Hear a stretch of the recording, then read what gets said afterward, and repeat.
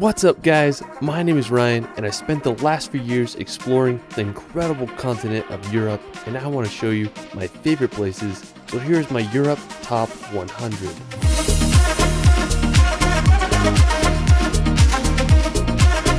I have to say that Europe is my favorite place in the world. From the landscapes of the Alps to the countless medieval cities, it's impossible to beat the beauty of Europe. This video is a long one, so I made timestamps of all the places in the description so you can jump around to your favorite places. For our first destination, we're going to head to possibly my favorite place ever, Seceda. Now located in the Dolomites of northern Italy, I remember the first time I saw a video of this mountain, I couldn't believe it existed. The green glass slopes contrasted with the jagged mountain ridge, often covered in clouds, makes one of the most beautiful landscape combos. Now to get to Seceda, I took 2 gondolas up the mountain and made it to the top. I remember the first time I saw the mountain, I couldn't believe my eyes. The clouds covered half of it, making it one of the best views I've ever gotten. Places like this really spark your imagination and make you feel like a kid again. I hope everyone can witness the power of Seceda at least once in their life. Another magical place nearby is Alpe dei Suissi. It's home to the largest high alpine meadow in Europe. The backdrop of the mountain with the farm cabins creates a scene straight out of a dream.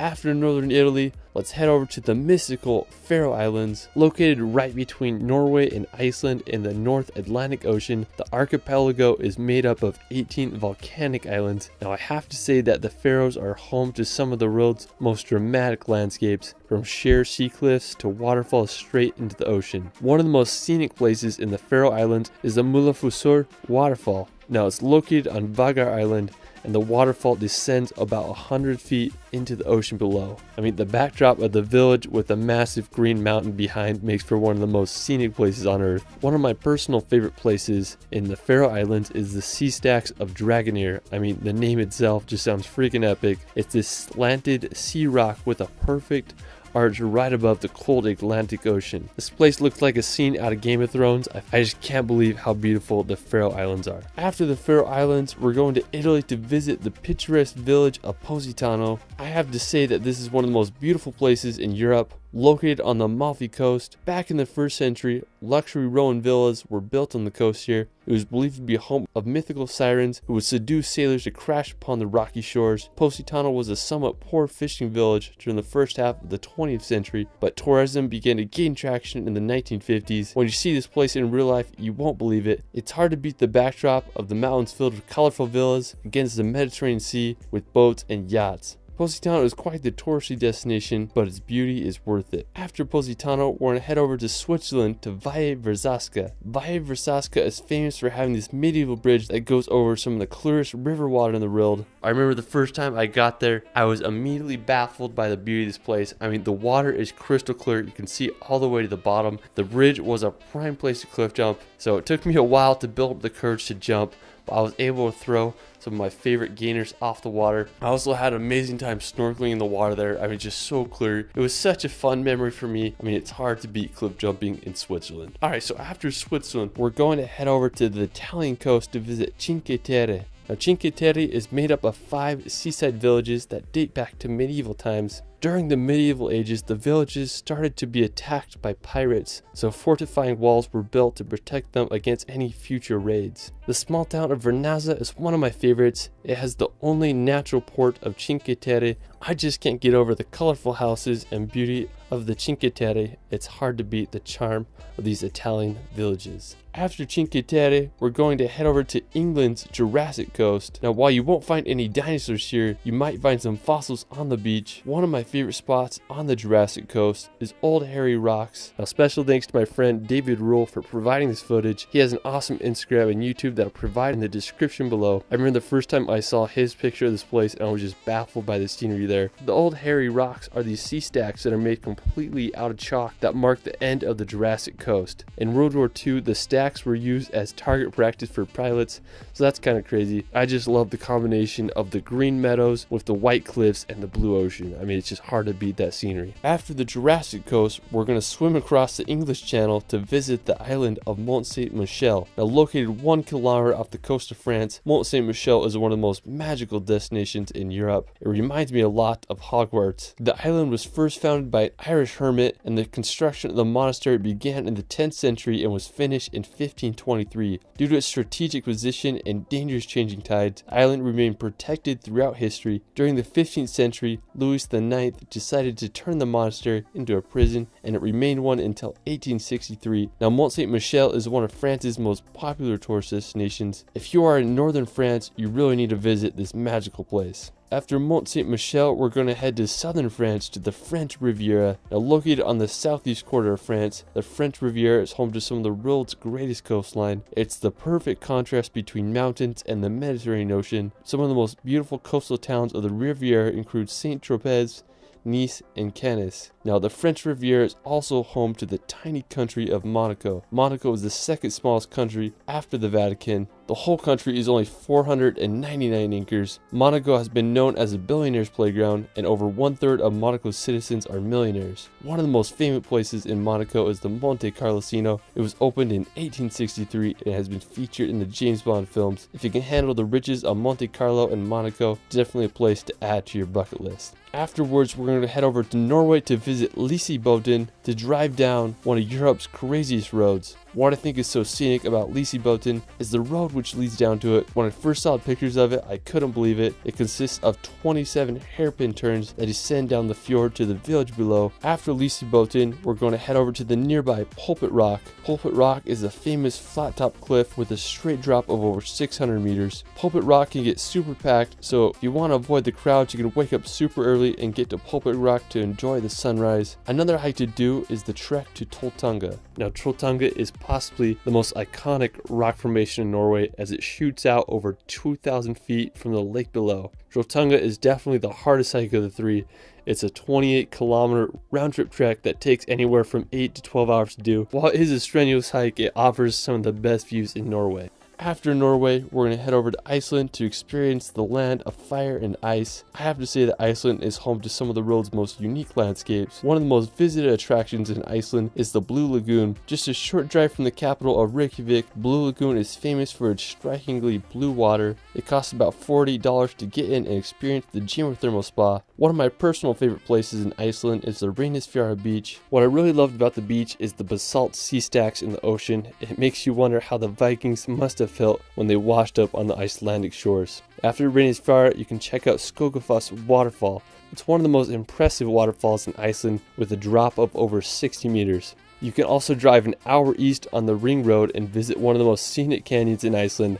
I'm not even going to try to pronounce it, but it looks like something straight out of a fantasy movie. Don't be surprised if you see a troll walking around there. If you drive another 3 hours down the Ring Road, you'll reach Stokesness. It's such a dramatic view with the black sand and the mountain in the background. On the other side of Iceland, you can visit Kirkjufelsfoss. It's this uniquely shaped mountain that looks like Gandalf's hat. There's a waterfall nearby and it makes for an incredible shot. If you go in the wintertime, you might just get lucky and see the Aurora Borealis. There's just so much to see in Iceland, and I hope everyone can see it at least once in their life. After freezing in Iceland, we're going to head over to Greece to visit my favorite island in the world, Zakynthos. Now, I've been there twice so far and I just keep wanting to come back. It's one of the most impressive locations that I've ever been. From 1,000-foot white cliffs to the bluest water you've ever seen, Zakynthos has it all. The most famous place in Zakynthos is Shipwreck Beach. Back in the 1980s, a cargo ship from Turkey was carrying illegal contraband, and the Greece Navy chased them into this cove where it crashed. Over the years, the sand has built up around the ship and it's created one of the most visually stunning locations in the world. I mean, there's no other place like it. Another one of my favorite Greek islands is Milos.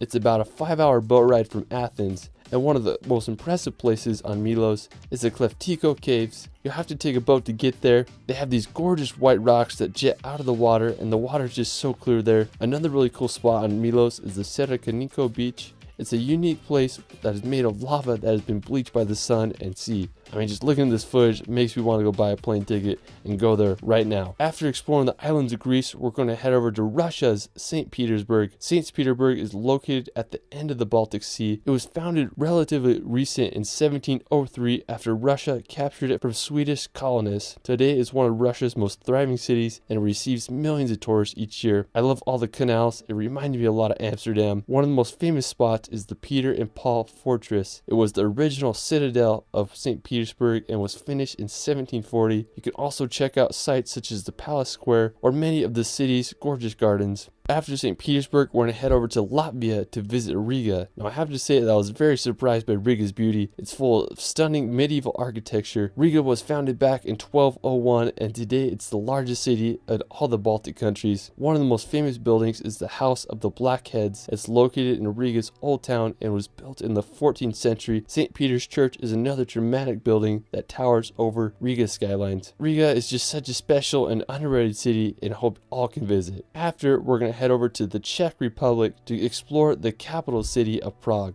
Due to its location and rich history, Prague is known as the political, cultural, and economic center of Europe. One of my favorite attractions is the Charles Bridge. Its construction began in 1357 and it wasn't finished until the beginning of the 15th century. The bridge is decorated with an alley of over 30 statues. I mean, it's just so scenic and such a great feature in Prague. The Old Town Square is also a great place to explore, and the Prague Castle is another beautiful sight to see. It's considered to be the largest ancient castle in the world, and it was built more than 1,000 years ago in the 9th century. I mean, that's a freaking long time. Prague has such a historic vibe, and I hope all can visit. Afterwards, we're going to head to the Netherlands to visit Amsterdam. Now, known for its elaborate canal system, narrow houses, and countless bridges, Amsterdam has a vibe like none other. I was in Amsterdam many years ago, and its impression has always left a mark on me. It's just crazy to think that people were able to construct a city around canals hundreds of years ago. Amsterdam originated as a small fishing village in the 12th century and rose to one of the world's most important trading ports in the 17th century. When I was there, I just had an incredible time just walking around the canals and enjoying the atmosphere of this incredible city. After Netherlands, we're going to head over to Budapest. Now, located in Hungary,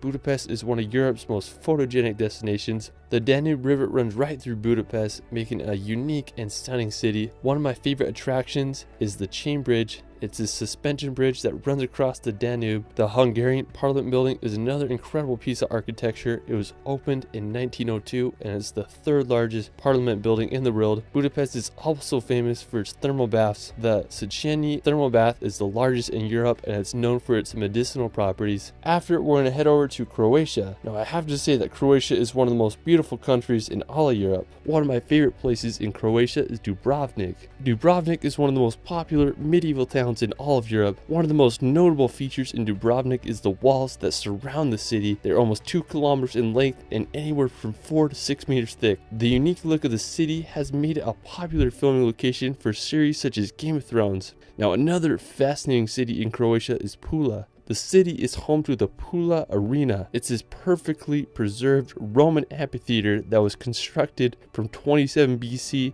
to 68 AD, and it's the world's 6th largest surviving Roman arena. Now, right off the coast of Pula is the Brugini Islands. That's a set of 14 uniquely shaped islands. Just have a really distinct look to them. Now, if you want to head inland, you can check out the Plitvice Lakes National Park. It's home to some of Europe's most beautiful lakes and waterfalls. They remind me a lot of Bosnia's Karvika waterfalls. You take an electric boat over the water and explore the 16 terraced lakes of the park. There's wooden walkways to walk and explore. I mean, just such a beautiful place. I can't believe the color of the water there. After Croatia, we're going to head over to Slovenia to visit Ljubljana. Now, while Ljubljana is one of the smallest capitals in Europe with a population of around 300,000, it's one of the most beautiful in my opinion. The crowning feature is the Ljubljana Castle as it overlooks the city. It was built around the 12th century. It's one of the capital's most popular attractions. If you want to venture outside the capital, I'd highly recommend making the hour drive to the fairy tale destination of Lake Bled. It's one of the most beautiful lakes in all of Europe, with a little island and church right in the middle. Another one of my favorite places in Slovenia is the river Socha. This river is over 138 kilometers long and passes through western Slovenia and Italy.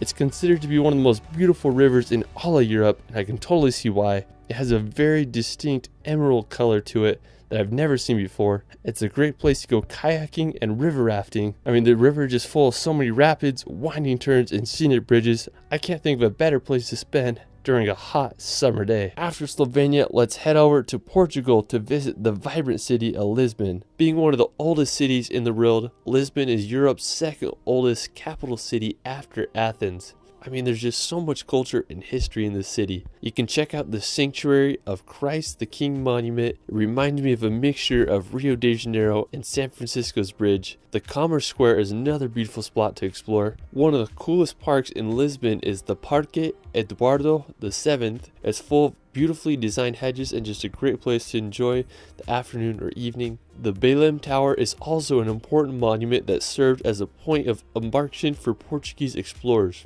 Lisbon is also close to some stunning beaches such as Ursa Beach. While we're still in Portugal, we're going to head to the Algarve coast. Located in Portugal's southernmost region, the Algarve coast is famous for its sea cliffs filled with hidden beaches and sea caves. One really intriguing place is Ponte da Piedade. It's full of countless grottos and sea arches to explore. Such a unique and beautiful area. After Portugal, we're going to head over to Germany to visit the Bavarian Alps. Located in southern Germany, right next to the Austrian border, the Bavarian Alps are home to jaw-dropping scenery. One of the most famous towns is Berchtesgaden. It's just a 30-minute drive from Salzburg. The area is also full of stunning alpine lakes. One of my favorites is Obersee. It's famous for having this little mountain cabin right on the lake. One of the most well-known places in Bavaria is the Neuschwanstein Castle. I have to say this is the most beautiful castle in all Europe. It's nestled at the very tip of southern Germany. Neuschwanstein Castle is placed perfectly in the mountains with a phenomenal 360 view of the Bavarian Alps and the town below. The construction of the castle began in 1869. The castle receives over 1.4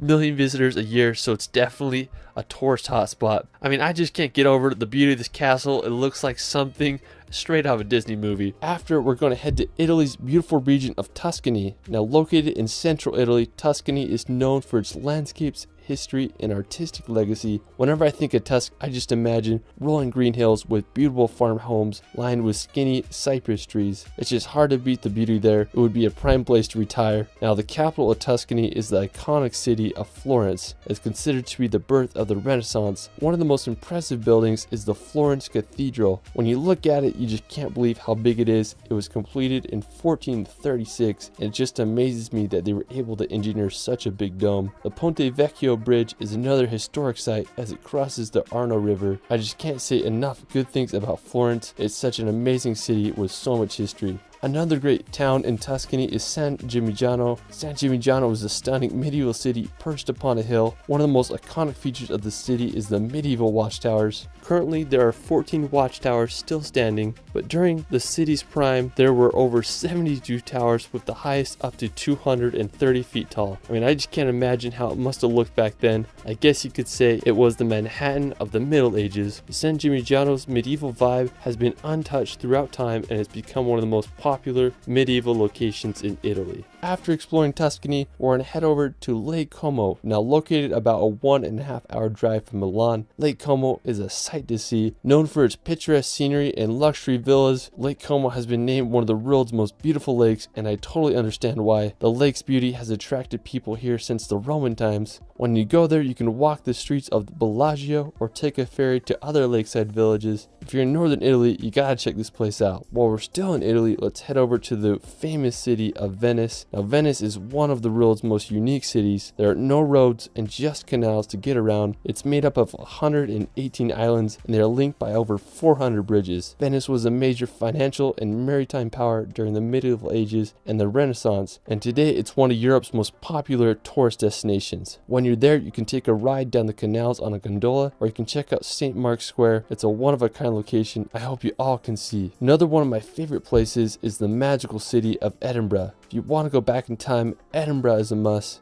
It's where J.K. Rowling wrote her Harry Potter novels. When I started traveling, this was one of the first cities I visited. It's a medieval town with intricate neoclassical buildings, cobblestone streets, and beautiful gardens. The iconic Edinburgh Castle overlooks the city and it's home to Scotland's crown jewels. One of my favorite places in Edinburgh is Calton Hill. It just offers a beautiful view of the entire city. While we're still in Scotland, we're going to visit the Isle of Skye. If you want to feel like you're in a fairy tale, this is where you need to go. I was lucky enough to visit the Isle of Skye last last summer. It's about a 5-hour drive from Edinburgh. Now, one of the most impressive places in the Isle of Skye is the Old Manor Store. The legend of the Old Manor Store is supposedly a giant lived there a long time ago, and when he was buried, his thumb was left sticking out of the ground, creating the mystical rock formation. Now, just a few minutes away from the Old Manor Store, there is a breathtaking waterfall called Meout Falls that cascades down to the ocean.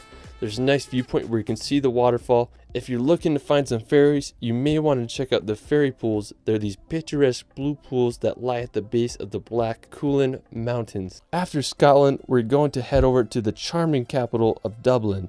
Now, located on Ireland's eastern coast, Dublin is a city full of charm. The capital is known for its beautiful gardens and architecture. I mean, just such a friendly vibe to it. When you're there, you can take a walk across the River Liffey on the uniquely designed Samuel Beckett Bridge, or you can walk to the coast to experience the Irish Sea. I just love the feel of Dublin. It's just such a magical capital. What's also cool about Dublin is that you can visit most places in the country with a few hours drive. You can make the 3-hour journey to the Cliffs of Moher on Ireland's west coast, or you could venture 2 hours to the spooky dark hedges in Northern Ireland. There's just so much to experience. After Ireland, let's head over to Poland to visit Warsaw. Located on the Vistula River in east central Poland, Warsaw is the capital and largest city in the country. Warsaw began to grow in the 16th century and was called the Paris of the North, but Warsaw was damaged extensively during World War II, with 85% of its buildings in ruins. Today, it's a bustling capital with a population of 1.8 million. One of my favorite buildings is the Palace of Culture and Science. At 778 feet tall, it's the 5th tallest building in the EU. You want to see some medieval vibes, you can check out Warsaw's Old Town. It was established in the 13th century and is full of history and medieval architecture. While we're still in Poland, we're going to head down to Krakow. Located in southern Poland, Krakow was founded back in the 7th century, so you best believe it's full of beautiful history and architecture. One of the most impressive sights is the Wawel Royal Castle. It was built during the 14th century and was the first UNESCO World Heritage Site. It features architectural styles from the medieval, Renaissance, and Baroque periods. Such a beautiful building. If you're into World War II history, you can make the hour drive to the Memorial of Auschwitz concentration camps. Auschwitz is infamously known as one of the most horrific Nazi concentration camps. Over 1.1 million people died here. So it's such a tragedy. One of my favorite books I've ever read is called The Auschwitz Escape, and it tells the story of how 2 prisoners made the daring escape from the prison camp, and also really just gives you perspective of what it was like to live in that camp. Just absolutely horrific. After Poland, we're going to head back to the Baltics to visit Lithuania's capital of Vilnius. Unlike other Baltic capitals of Tallinn and Riga, Vilnius is located inland near its eastern border. Before World War II, Vilnius was one of the largest Jewish centers in the world. Napoleon called it the Jerusalem of the North. I'm just blown away by the beauty of the city and its perfect mixture of modern and Baroque architecture. You can drive 30 minutes outside the city and visit the Trakai Island Castle. It's this uniquely designed castle that's on a little island in Lake Galv. Such a cool little spot outside the city. After Lithuania, we're going to head down to Austria to visit the capital of Vienna. Now, Vienna has been ranked one of the world's most livable cities. Vienna is known as the city of music. Musicians such as Beethoven and Mozart called Vienna their home. One of the most impressive places is the Schönbrunn Palace. There's stunning gardens and mazes to explore around the palace. If you want to visit the Austrian Alps, you can head over to the picturesque village of Hallstatt. This town looks like it should be in a fairy tale because it's so magical. It was once a salt mining town, but now it's one of Austria's most popular tourist attractions. After Austria, we're going to head over to France, to the capital of Paris. Now, since the 17th century, Paris has been Europe's major center of finance, diplomacy, fashion, and the arts. Paris is one of the world's most visited cities, and with all its attractions and fascinating history, it's easy to see why. Paris's most recognizable attraction is the Eiffel Tower. It was built in 1889 for the World Fair. The Eiffel Tower is 324 meters high, which made it the tallest man-made structure in the world till 1930. You can take an elevator up there to get an incredible 360 panoramic view of all of Paris. Another popular attraction is the Louvre Museum. It's the world's largest art museum and it's home to Da Vinci's Mona Lisa. You can also take a drive around the Arc de Triomphe or walk the grounds of the Palace of Versailles. And there's just so much to see in this grand city. If you want a road trip outside the capital, you can head to France's northern coast, visit the coastal town of Etretat. Located about 3 hours outside of Paris, Etretat is famous for its white cliffs and rock formations. One of the most well-known is the Falaise de Aval Arch. It has such a unique shape. I guess you could say they are the French cousins of Old Hairy Rocks. While we're still in France, we're going to head to the French Alps. The French Alps are home to Mont Blanc, which is the highest mountain in all of the Alps at 15,774 feet. The border between France and Italy passes right through the summit, making it both French and Italian. One thing that I think that is cool about Mont Blanc is the glaciers that run down from it. And there are also a lot of beautiful alpine lakes that offer incredible views of the French Alps. After, we're going to head to Switzerland to visit the village of Grindelwald. I was lucky enough to live in Switzerland, and on my last week living there, I did a road trip to Grindelwald to see what the hype was about. When I got there, I was awestruck by Mount Eiger. It's the biggest mountain I've ever seen. I wanted to do a hike that would give me a great vantage point of Mount Eiger, but I didn't know the area that well, so I just saw this random peak, so I decided to hike straight up the mountain. When I reached the top, I had the whole peak to myself, and I was rewarded with an incredible view of Mount Eiger. It was just such a memorable experience. After Grindelwald, we're going to head over to the mountains of Appenzell. Now located in eastern Switzerland, these mountains quickly became one of my favorite places I've ever been. It's home to massive jagged mountains that look like something out of Lord of the Rings. Now to get up to the mountain, I took a gondola up to the top, and then I hiked about an hour to reach a hotel on the top of the mountain. Now me and my buddy Danny decided to stay the night at this hotel so we could watch the sunset. Well, now we got all settled in, and then we ventured off to get the perfect spot. The clouds were covering the sky, so we only had about 15 minutes of sunlight to get the shot. Now my buddy Danny, he whipped out his FPV drone and got some of the most incredible shots I've ever seen. I mean, I was just standing on the peak, and he'd flying the drone over me with the sunset in the background. It goes down as one of the top 5 sunsets of my life. Another one of my favorite places in Switzerland is Zermatt. Zermatt is home to the most iconic mountain in the Alps, the Matterhorn. With a height of 14,690 feet, it's one of the highest peaks in the Alps. There are many different hikes you can do around the area to get different views of the Matterhorn. If you're an early riser, I'd suggest getting up for sunrise to watch the morning light kiss the top of the Matterhorn as the sun rises over the horizon. Zermatt is a really unique city because they don't allow cars or motorized vehicles, so I had to take a train to get there. When I reached the city, I just had a great time exploring. I also found a McDonald's there, so that was kind of funny. Another one of my favorite places in Switzerland is Jungfraujoch, otherwise known as the top of Europe. So me and my friends decided to take Europe's highest train. Now normally the ticket during summer is around $240, but we got the early bird special, so it was half off. We went up to the very top. When you get off the train, you get into like these cave tunnels. We made it out to the ice plateau and were able to get an incredible view of the glacier below. After, we went to the top of the Sphinx Observatory to get some more amazing views. One of the coolest parts of Jungfraujoch is the glacier tunnels. You're able to walk through these tunnels carved right out of the ice. While a trip to Jungfraujoch is expensive, I definitely recommend that everyone try it at least once in their life. After exploring the Swiss Alps, we're gonna head to Finland. Now the capital of Finland is Helsinki, and it's been ranked as one of the happiest and most livable cities in the world. Helsinki is one of the northernmost metropolitan areas, and the whole city just has a great vibe to it. I would love to spend Christmas here. If you want to see some of Finland's nature, you can head up north to visit Lapland. Now Lapland is Finland's northernmost region, and it borders Russia, Sweden, and Norway. In the winter months, Lapland becomes a frozen wonderland that looks like something straight out of a Disney movie. Now if you can handle the cold, Lapland may be one of the best places in the world to see the northern lights. The northern lights are abundant throughout the cold winter months. It can get up to negative 50 degrees Celsius in the winters, so make sure you bundle up. One thing I love about Lapland is the snow-covered trees. They look like something out of a Dr. Seuss book. In the summertime, Lapland becomes a peaceful area with wildlife and endless nature. I really just want to spend some time in Finland, relaxing in a sauna and seeing for myself why Finland is the happiest country in the world.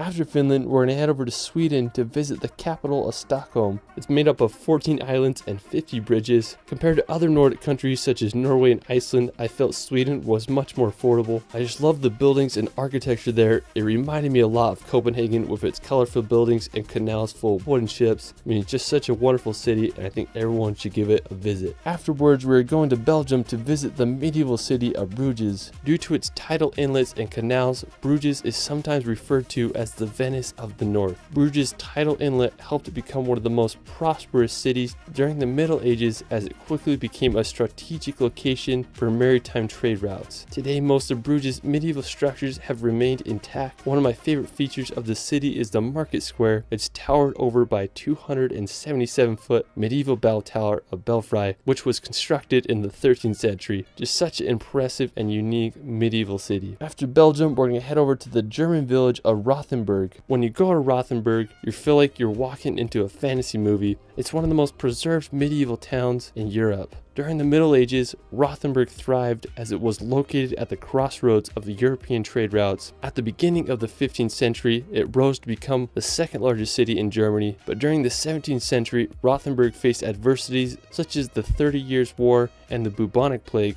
Without much resources, Rothenburg's growth was halted, which aided in keeping the town preserved in its medieval state. Today, Rothenburg maintains its medieval charm. It's been the inspiration for Disney movies such as Pinocchio and Beauty and the Beast. If you can, go check out the famous Plonine Corner or the Christmas market. It's hard to beat the allure of this German village. After Rothenburg, we're going to visit possibly the most iconic city in the world, London. I love the city so much, I just keep coming back. Everything from double-decker buses to the energy of Piccadilly Circus makes the city feel so alive. There's just so many places to see. You can check out the iconic Big Ben and walk across the bridge to see the Palace of Westminster. There's the Tower Bridge, which is possibly the most famous bridge in all London. You can go see the Stoic Guards at Buckingham Palace or take a ride on the London Eye. If you haven't already been to London, I'd highly recommend visiting when you can. It's hard to beat the London atmosphere. There's no city like it in the world. Alright, so after exploring London, we're going to make the 2-hour drive over to Stonehenge. Located in Wiltshire, England, lies one of the most famous man-made rock structures in the world. There's a lot of mystery surrounding Stonehenge, like what was its purpose and how was it made. Archaeologists believe it was constructed back between 3000 to 2000 BC. Stonehenge consists of a ring of rocks, each being around 13 feet high and weighing nearly 25 tons each. It's unclear what the exact purpose of Stonehenge was. It's believed that it was used as an astronomical observatory or a religious site. Either way, it sure makes you stop and think how people thousands of years ago were able to construct this. After Stonehenge, we're going to head over to visit Wales. Now, Wales is located in the southwest part of Great Britain. It's famous for its mountainous national parks, picturesque coastline, and distinct Welsh language. One of the most scenic places in Wales is the Snowdonia National Park. It's a region in northwest Wales that is known for its mountains and lakes. The highest peak in Wales, Mount Snowdon, is located in the park with an elevation of 1,085 meters. You can hike on up there, or you can take the Snowdon Mountain Railway to the top. If you're lucky, you might be able to see Ireland across the sea. After Wales, we're going to head back to Switzerland to explore Lucerne. Located in the heart of Switzerland, Lucerne is a picturesque lake city surrounded by the Swiss Alps. It's just a short 40-minute drive from Zurich. One of my favorite parts of Lucerne is all of its medieval buildings and architecture. Lucerne is home to Chapel Bridge, which is the world's oldest surviving truss bridge. It was built over 600 years ago in 1365. It almost burnt down in 1993, but it was reconstructed and it's now open to the public. Another impressive place in Lucerne is the Mussig Wall and Towers. The fortifications began in the 13th century, and it's made up of 9 stone towers that were used as a defense wall during medieval times. Aside from all the history, Lucerne is just a beautiful city to walk around and explore the lake and all the surrounding scenery. While we're still in Switzerland, we're going to head over to the capital of Bern. Now, in my opinion, I think Bern is one of Europe's most beautiful capitals. I love how the blue waters of the Aare River winds perfectly through the city. Now, Bern's origins date back to the 12th century, and today the capital hosts a population of just over 1 million people. Now, one of the most impressive places in Bern is the Old City. It's the medieval part of Bern. One of the most prominent features is the Cathedral of Bern. It started construction in 1421, and it's the tallest cathedral in all of Switzerland at a height of 100 meters. Bern is just such a wonderful city, and I hope you all can visit one day. Another one of my favorite capitals is Denmark's Copenhagen. Now, Copenhagen started as a Viking fishing village in the 10th century. Today, Copenhagen is the cultural, economic, and governmental center of Denmark. One of the most recognizable places in Copenhagen is the Nyhavn Canal. It's a 17th century canal that is lined with beautifully colored houses and historical wooden ships. It's just a great place to walk around and enjoy some Danish restaurants and cafes. Another impressive spot in the city is the Copenhagen Opera House. It's one of the most modern and expensive opera houses ever built, with an estimated cost of $500 million. Copenhagen is just such a great city to walk around and explore all the hidden treasures. After Denmark, let's head over to the beautiful city of Tallinn. Located in Estonia on the coast of the Baltic Sea, Tallinn received its city rights in the year 1248, and during medieval times it quickly became a major trading hub due to its strategic positioning. As for the city, one of the most impressive places is Tallinn's Old Town. It's one of Europe's most well-preserved medieval cities. I just love all the buildings and architecture there. Tallinn was also just featured in Christopher Nolan's new film Tenet. If you haven't seen that yet, your mind's gonna be blown. Anyways, if you want to visit one of Europe's most trending cities, you have to give Tallinn a visit. After, we're going to visit Montenegro's coastal town of Kotor. Located in what some consider to be Europe's southernmost fjord, Kotor is one of the most well-preserved medieval old towns in all the Balkans. It's grown in popularity over the years, and it's a popular cruise ship stop. If you want to get one of the best views of Kotor, you can drive up the Serpentine Road to get a panoramic view of the entire bay and surrounding mountains. I mean, just what a beautiful city. From Kotor, you can make the 30-minute drive over to the nearby islet of Sveti Stefan. It's this 15th century island fortress that has been converted to a 5-star luxury resort. If you can afford it, it would be quite the place to stay. While we're still in Montenegro, we're going to check out the Đurđevica Tata Bridge. This is one of the coolest arch bridges that I've ever seen. The bridge was finished in 1940 and it consists of 5 arches, with its highest being over 564 feet above the river below. I mean, just such a crazy looking bridge. Alright, after Montenegro, we're going to head over to the neighboring country of Bosnia and Herzegovina. Known for its beautiful rivers, medieval bridges, and fascinating history, it's quite the place to visit. Now, one of my favorite places in the country is the city of Mostar.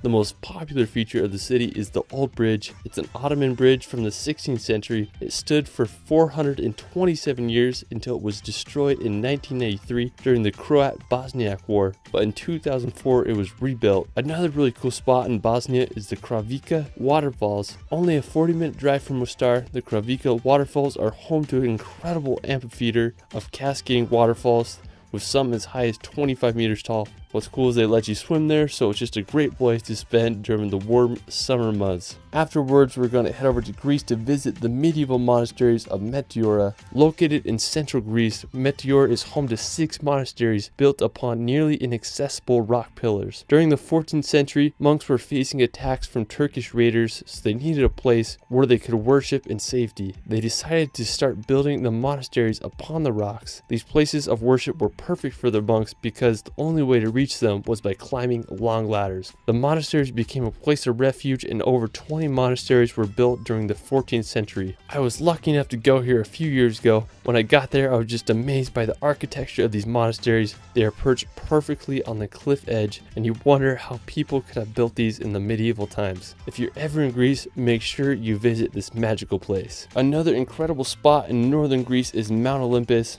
or otherwise known as the mythical mountain of the gods. At 9,570 feet high, it's the highest mountain in all of Greece. According to Greek mythology, this is where Zeus and other Greek gods resided. If you want to hike the mountain of the gods, it's recommended to do the hike in 2 to 3 days, and I'd recommend having a guide because it can be quite dangerous and a confusing hike. While we're still in Greece, we're going to head over to the iconic city of Athens. It's the capital and largest city in Greece, and it's one of the world's oldest cities. Athens is such a wild place with so much history. One of my favorite places in Athens is the Acropolis. If you want to get into Parthenon, it costs about 20 euros, so it's a little expensive, but it's totally worth it, especially if you're there. When I went to the Acropolis, I was able to get some of my favorite time lapses over the city. They're just an endless sea of white buildings with mountains in the background. If you do go to Greece, I recommend exploring Athens for at least a day or two. It's just such a unique place. After, we're going to head over to Bulgaria to visit Sofia. Located in western Bulgaria, Sofia is the country's capital. One of the most famous places in Sofia is the Alexander Nevsky Cathedral, was completed in 1912. I love the gold-plated dome roofs. It has just such a unique look to it. While we're still in Bulgaria, we're going to head over to the east coast to visit Varna. Now Varna is located right on the coast of the Black Sea. I went there last summer to film a video for a hotel and I had no expectations, but I was pleasantly surprised by its beauty and history.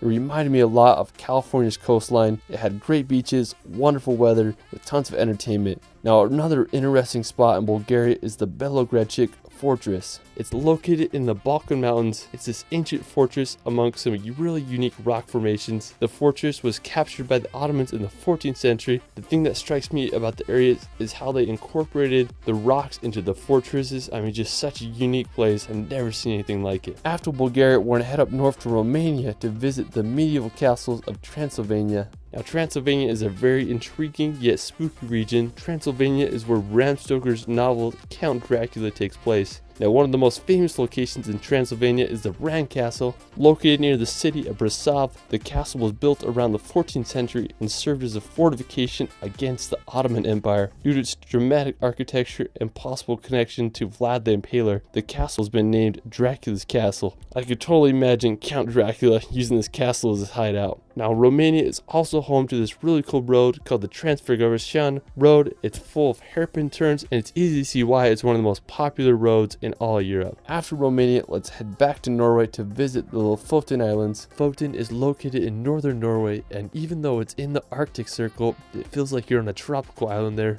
I was lucky enough to go there about 2 summers ago, and I had an incredible journey road tripping through Lofoten. Our first pit stop was at this fishing village called Henningsvær to see the world's most scenic football field. When we got there, we sadly didn't have a soccer ball, but we had a good time playing on the field and enjoying the incredible views of Henningsvær. We kept on driving and made it to the iconic town of Rain. Now, when you think of Norway, this is it. It has those red houses surrounded by massive sea mountains. In my opinion, I'd have to say that Rain is the most beautiful town in Lofoten. When I was planning my road trip to Norway, I remember seeing pictures of this place and I just couldn't believe it existed. After Lofoten, we're gonna head to Saltstraumen to witness one of the world's largest whirlpools. So over 110 billion gallons of water pass through this 3-kilometer strait every 6 hours, making for one of the strongest currents in the world. Now, water speeds can reach over 37 kilometers. One of the coolest features of Saltstraumen is the whirlpools that the changing tides make. Now, while they aren't the whirlpools you'd imagine in movies like Pirates of the Caribbean, these whirlpools can get over 33 feet in diameter with a depth of over 16 feet. You can take a boat ride through the current, or you can witness the whirlpools from the bridge above. After the whirlpools, we're going to take a drive to one of Norway's most famous routes, the Atlantic Ocean Road. This 8.3 kilometer road runs across an archipelago of islands as it connects the islands of Averøy to the Romsdal Peninsula. The Atlantic Ocean Road was completed in 1989 and cost 122 million Norwegian krone to make. It's made up of 8 bridges and 4 resting places. The route is an impressive feat of engineering and it won the Norwegian Construction of the Century Award. So if you decide to go on a Norway road trip, you have to take a drive on the Atlantic Ocean Road. While we're still on the topic of roads, if you drive just 2 hours south, you'll reach another one of Norway's most famous routes, Trollstigen. Now, Trollstigen, or the Troll's Path, is a serpentine road that makes over 11 hairpin turns as it descends on a 10% decline to the valley below. Trollstigen has 2 powerful waterfalls that pass through the road. The Stigfossen waterfall has a total height of 240 meters. I mean, that's just freaking huge. Another really cool place in the area is Trollveggen, or the Troll's Wall. It's Europe's tallest vertical overhanging rock face at about 3,600 feet high. I mean, it's just unbelievable. Alright, after Trollstigen, you can make the 2-hour drive south to visit the Geiranger Fjord. Now, Geiranger Fjord is one of Norway's most popular destinations. The fjord is over 260 meters deep and is surrounded by massive mountains that are over 1,600 meters high. There are many viewpoints to get the best perspective of the fjord. One of the most spectacular features of Geiranger Fjord is the Seven Sisters waterfall. The waterfall consists of 7 separate streams that descend 410 meters to the water below. The best way to see the fjord is by boat. You can take a cruise ship or a 1-hour ferry of Geiranger to Helisilt for about $35. This is by far the best way to witness the waterfalls and majesty of the fjord. After exploring the fjords, we're going to head back to the Arctic Circle to visit one of the most northern places in all of Europe, Svalbard. Now Svalbard is located right between the North Pole and Norway. The capital of Svalbard is this town called Longyearbyen, which has a population of a whopping 2,000 people. What's cool about Svalbard is that it's a visa-free zone, so basically anyone can move and work there. The archipelago is also home to the Svalbard Global Seed Vault, where thousands of the world's seeds are kept in case of a global catastrophe. After Svalbard, we're going to head over to Russia to visit Moscow. Moscow is the world's most northernmost and coldest megacity. It's also Europe's second most popular city with over 12.4 million residents. One of the coolest places in Moscow is St. Basil's Cathedral. It was completed in 1561 under orders of Ivan the Terrible. It has such a unique look with its colorful onion-shaped domes. Right next to the cathedral is the Moscow Kremlin. It's a fortified complex that was completed in 1495. It serves as the official residence of Vladimir Putin, so it's basically the Russian equivalent of the White House. One of the most stunning buildings, in my opinion, is the Moscow State University. It reminds me of a scene straight out of a Batman movie. I mean, there's just so many intriguing places to visit in Moscow. What a wild place.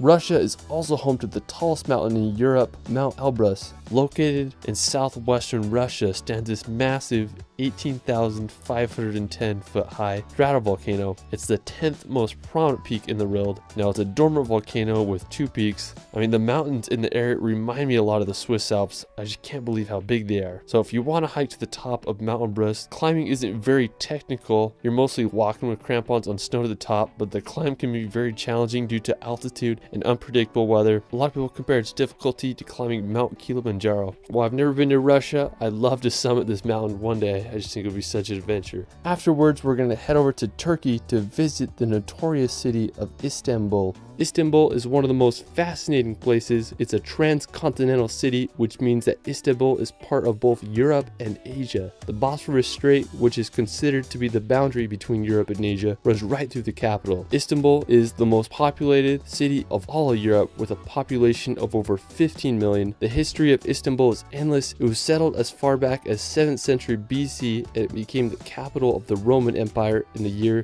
330 AD. One of my favorite features of the city is the Galata Tower. It's a uniquely shaped medieval building that dominates the skyline. It was built in 1348 and the tower was used to spot fires. One of the most important features of Istanbul is the Hagia Sophia. It was built all the way back in the year 537 AD as a Christian church, but after the fall of Constantinople in 1453, the church was converted to a mosque by the Ottoman Empire. At the time of its completion, it was the world's largest interior space and the first building to use a fully pendative dome. I mean, just such an amazing structure. After, we're going to visit the famous city of Barcelona. Now, when you think of Spain, this is what you probably imagine. Barcelona is home to incredible architecture, Mediterranean beaches, and an energetic vibe all around. The most iconic attraction in Barcelona is La Sagrada Familia. It's this Roman Catholic minor basilica that began construction over 138 years ago and it still isn't finished. It's anticipated that construction will be finished in 2026, but who knows?